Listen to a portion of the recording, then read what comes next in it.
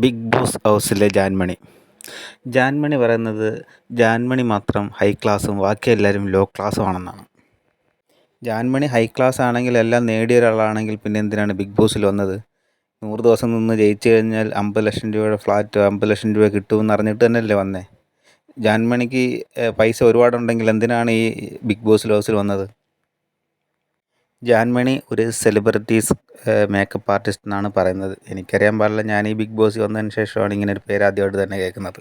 ജാൻമണി ഒരു കാര്യം മനസ്സിലാക്കണം, ഈ സാധാരണ ലോ ക്ലാസ് ആൾക്കാർ സിനിമ കാണുന്നത് കൊണ്ടാണ് ഈ സെലിബ്രിറ്റീസുകളുണ്ടായതും ഈ അവർക്കുള്ളൊക്കെ മേക്കപ്പ് ആർട്ടിസ്റ്റായിട്ട് ജാൻമണി പോലുള്ളവർക്ക് ജോലി ചെയ്യാൻ സാധിക്കുന്നതും.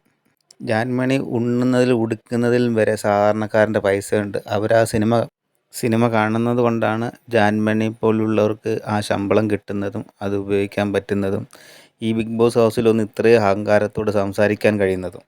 ഞാൻ